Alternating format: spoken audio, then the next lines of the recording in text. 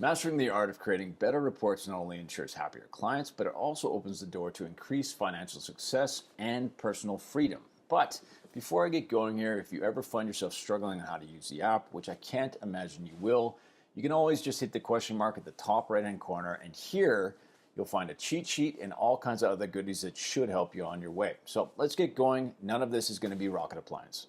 To start a brand new report, just hit the big red plus at the bottom of the screen. Now, make sure that you've got a fully charged battery or maybe even a backup charger, because a lot of us are doing 2 to 3 of these a day and you're gonna need some juice. Now, you can choose one of your custom templates or one of the many that come pre-tailored with this app.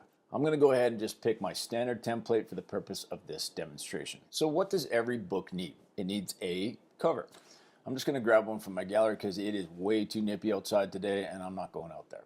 Now, you have an opportunity here. This is where you can make it a little bit more personal and memorable, or you can just leave it plain Jane. But remember, there is a high chance that this report is going to be touching many hands, so it's not a bad idea to stand out.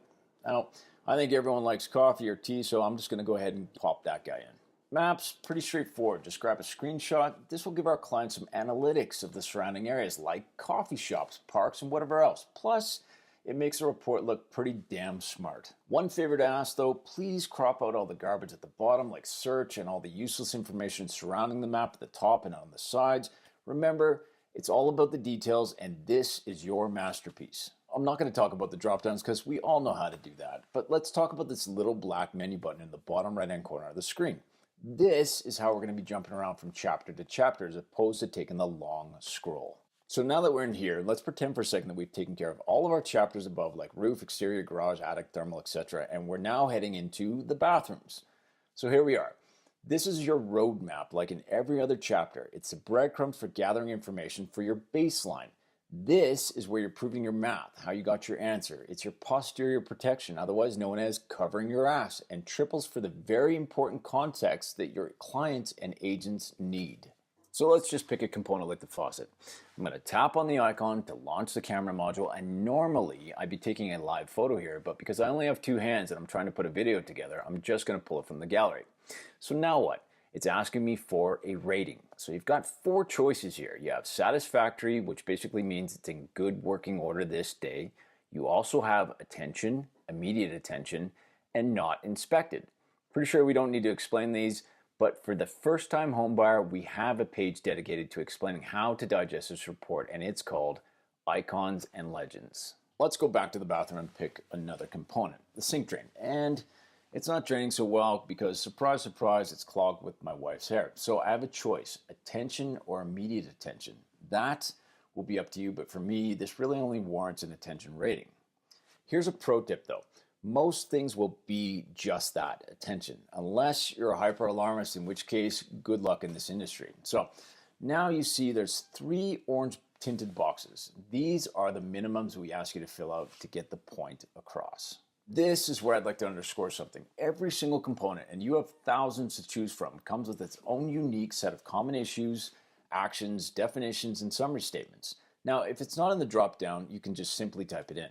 So back to the drain, let's select an issue. I'll pick slow drain. Now the action, I'll choose maintenance required. And finally, our summary statement. Now, there are more options like location, which can come in handy, trade, if you know the person who's going to take care of the problem, and rough idea of cost, like a Michelin 5-star restaurant, which I highly recommend you do not use when conducting a home inspection. So let's just do one more and jump over to the toilet. Let's pretend for a second that she's extremely loose and wobbly. Well, that can turn into a big problem, and I'm going to have to give this one a big thumbs down. So again, I'm going to pick my issue, unstable, then I'm going to do my action here. Repair or replace, I could pick further evaluate, and the summary statement that will tie it all together. It's really that simple. So let's go see where those 2 deficient components went to the summary. Once you're here, just click on the page. There's no more jumping around. You can just review and finalize everything from right here. So there you have it. As simple as it is, remember this is a very, very robust app, and this video is just the tip of the iceberg. The interface, again, was designed by us, custom home builders, lawyers, and professional inspectors. It's also been thoroughly vetted and tested hard across a number of different industries such as property management and disaster relief operations. Lastly, our goal is always going to be to set the standard for simplicity, accuracy, and aesthetics, making component gathering and consumption straightforward to both inspectors and readers alike.